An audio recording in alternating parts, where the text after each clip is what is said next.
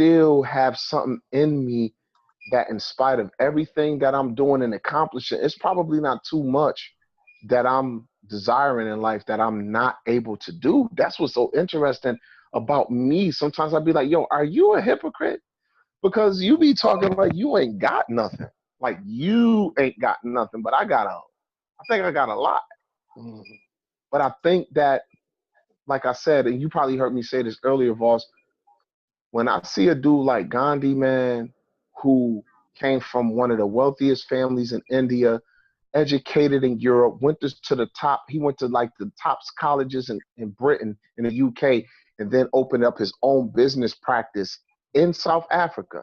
And he saw the apartheid riots start.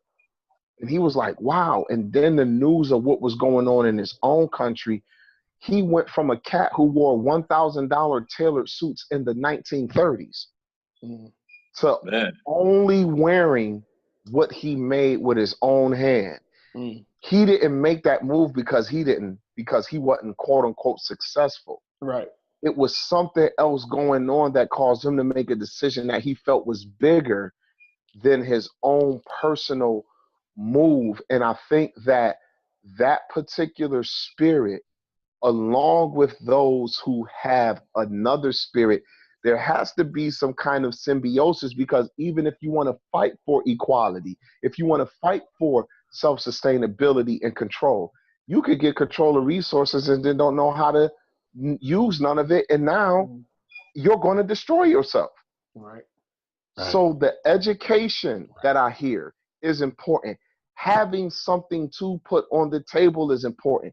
Education, resources, and knowledge are important. And so I think that there has to be a compartmentalizing of the discussion where we have to be able to be honest and talk about how we can use this place and the advantages here, and how we can build generational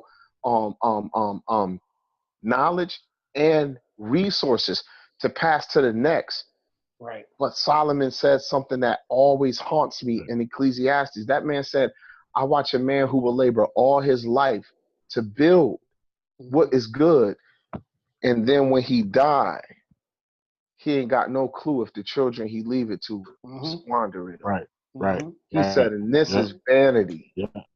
But yo, you know what made me get comfortable with that juxtapose? I don't know if I'm using the right word, with that reality. No, that's right. Juxtaposition. Yep.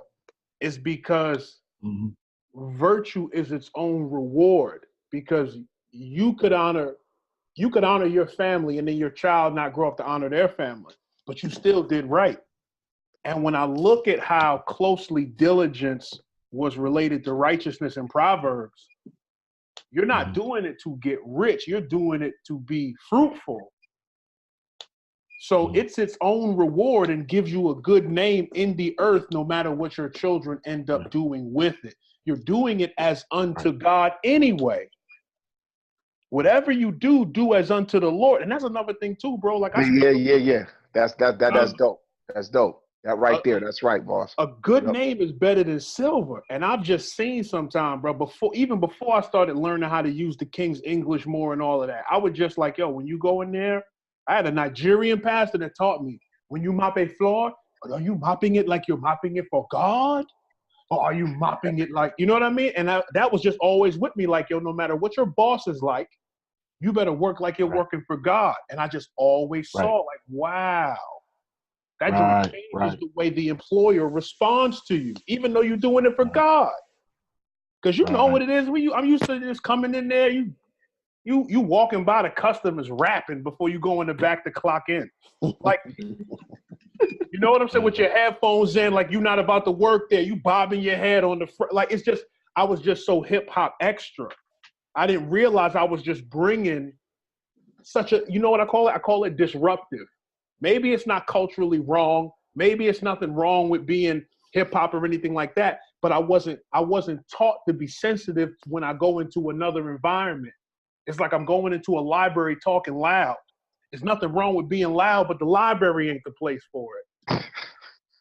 So I'll walk into a restaurant and be like, yo, what's up with y'all niggas, man? Y'all niggas, you wild nigga, I come see y'all, yo.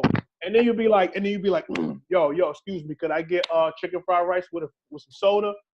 And you trying to be nice, and you wonder why she treating you like that. Not realizing you just brought a whole ignorant, disruptive vibe up in this spot. And so I know people call it respectability politics. But there is something to be said that there are some parts of our culture that haven't been taught the value of being respectable, of earning respect. That's right. Right. That's right. That's true. Yeah. Now, everywhere I go, I want the clerk to respect me. Black, white, security guard, owner. I live for a good name. Everywhere I go, if I'm in the car wash, if a police officer pulled me over, and that, man, just that one jewel that a good name is better than silver, man. So, yeah, man. That's potent, man. That's definitely potent. Yeah, bro. That's good word, boss. That's good. That's good, man. That's and I'll say this, man. You guys know I'm working with kids again now, man. I don't always like to say exactly what I do, even though I know y'all know, because look, somebody can hear a scope and be like, yo, he don't need to be around no kids. You know what I'm saying? But seriously, you know how people are these days, bro. Yeah. But, bro, I affirm these kids every day. I say, I got my two little sayings. Be leaders, not losers. Have a good day. Be leaders, not losers. And I say, be excellent today, nothing less. So I'm affirming them. When they get off, I'll be like, yo, some of these kids just straight going to jail. Yo, that's stupid. Why you tell us that every day? The young boys disrespect the young girls, call them out their name. And I'm like, yo, this is, I don't know, man. It's my heart breaks, man. And I have these mixed, and here's the thing. I wasn't, and I won't keep going, but I was trying to get the lowest hanging fruit, son, until I raised daughters that weren't hood. And then I saw how hood kids picked on her. And then I saw myself too, when I stopped being a goody two shoes and wanted to be a thug, how I would pick on kids or dig somebody's pockets just to prove a point. And I'm like, wow, I was a predator. All that, I was oppressed by somebody else. No, I turned around and started being a predator to my own people. And it took me raising a well-spoken, intelligent, loves books, loves to read type kid, and to see how the hood tried to play her and make her feel stupid. Make her feel like she was corny because she liked K-pop and Japanese music and wanted to learn other languages and all this stuff. And I said, wow. What are these families who don't want to live like that supposed to do? Surrounded by that. Yeah. Hey, it's hard, man. I just started volunteering at a school 3 weeks ago, man, like in the art class. And the art teacher, man, it's 90. The school is 95% black, all boys, public school. And like the art teacher called me, and she was just like, I can't control them. They're all over the place. She's a white lady, and she came from a part of town that's even worse than where these kids are from, and they're just like completely disrespectful, N-word this, N-word that, F you. They call her by her last name. They don't call her Miss. They call her by her last name. And, right. And I'm just here like, and I'm like grabbing these kids one at a time, like, man, like, what is wrong with you? You know, it's, bro, it's McGillicuddy. Hey, man, it's difficult, man. I can only imagine. I can only imagine. My bad. We were mute what some of these teachers. like, I can only imagine what some of these teachers are going through, man. But just like that, man. That's what they get. They clown all day long, every day. Yeah. I'm in there trying to help them, and I was able to gain some ground with them last week and helping them with some art projects. They saw my art and they were like, oh, "Okay, he's legit. Let's listen to what he got to say."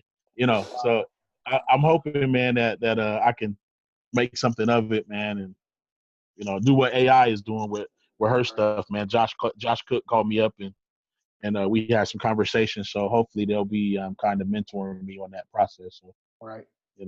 And these kids that I'm working with, the kids that are not like that are really scared to death.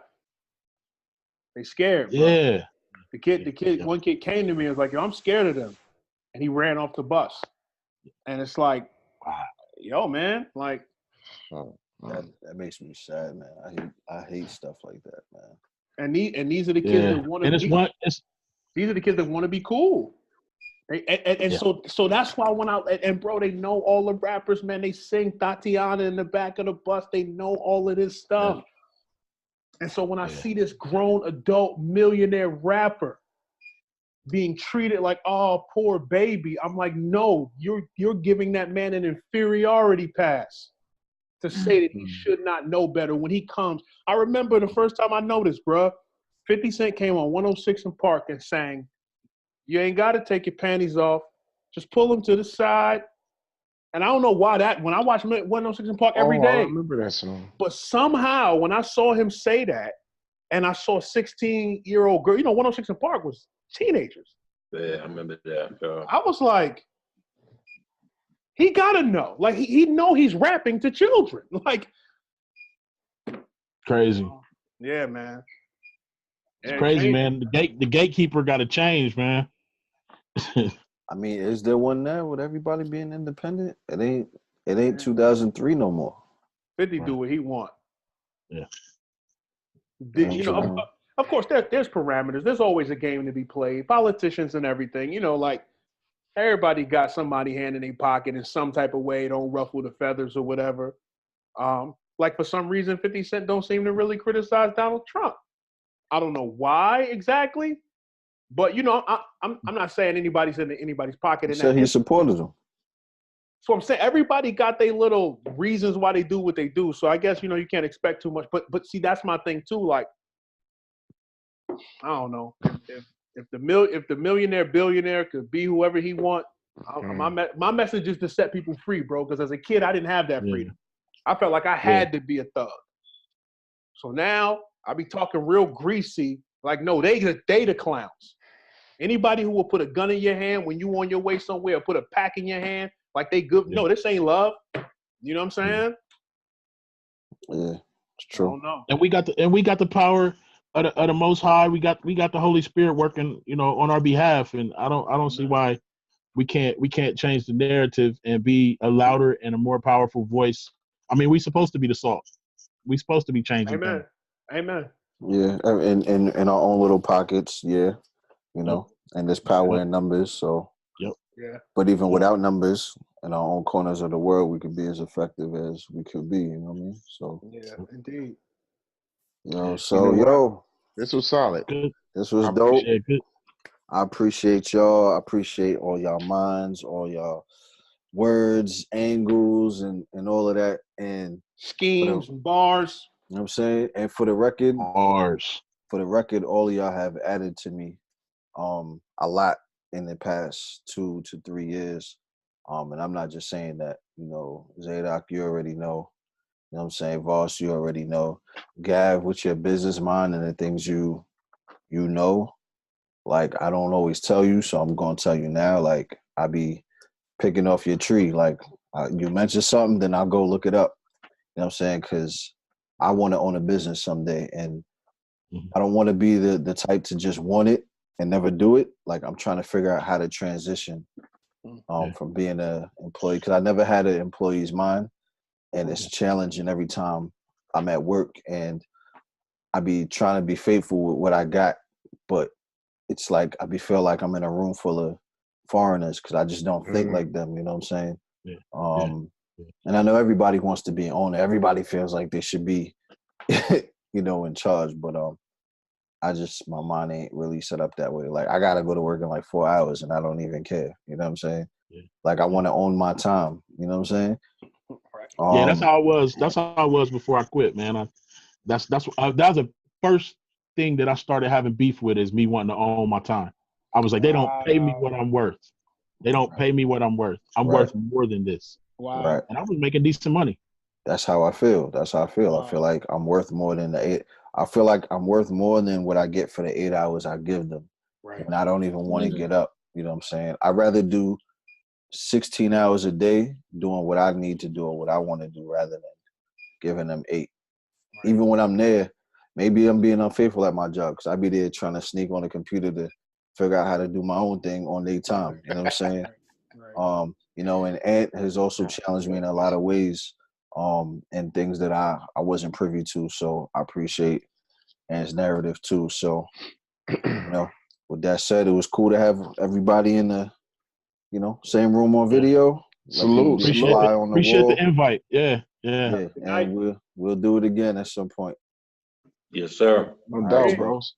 God bless you. All right, fellas. Good night, man. God bless you guys. All right.